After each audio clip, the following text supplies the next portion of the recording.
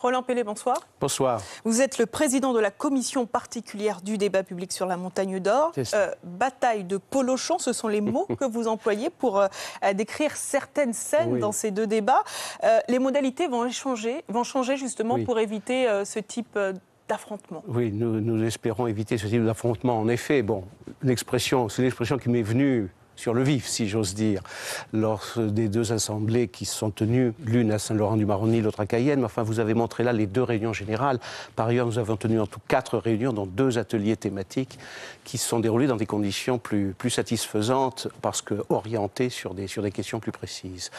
Alors, d'abord, les réunions qui se tiennent cette semaine à Awalaya-Limapo, à Patou et Mana, nous les qualifions de réunions de proximité. Ce sont des réunions différentes des réunions précédentes. Elles s'adressent avant tout aux populations locales.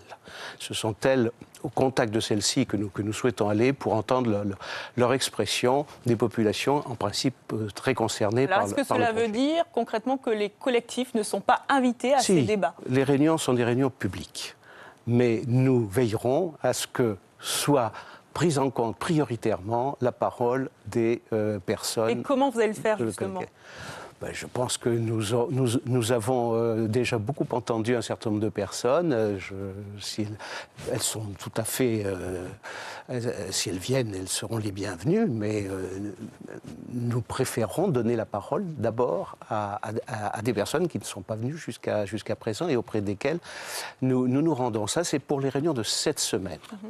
Par ailleurs, nous aurons en mai, 22, 23, 24 mai, à Saint-Laurent-du-Maroni, des ateliers thématiques qui étaient ceux prévus, mais que nous allons organiser dans des salles plus vastes, car nous avons constaté l'appétit important pour ce débat, et comme vous avez pu le voir, à certains moments, la capacité d'accueil des salles s'est révélée trop juste. Donc c'est un point sur lequel nous allons rectifier un petit peu le tir.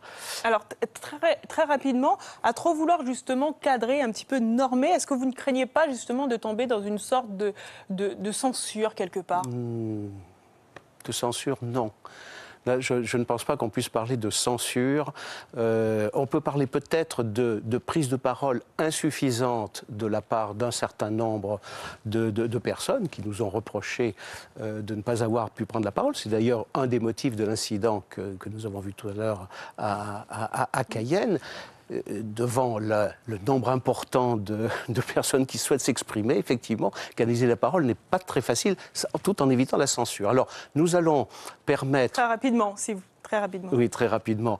Aux gens éventuellement de poser des questions par écrit, s'ils le souhaitent, ce qui permettra peut-être de donner leur chance à des personnes qui n'arrivent pas à se saisir du micro. Et nous alternerons entre l'écrit et l'oral. Merci Roland Pellet, en tout cas, pour toutes ces précisions.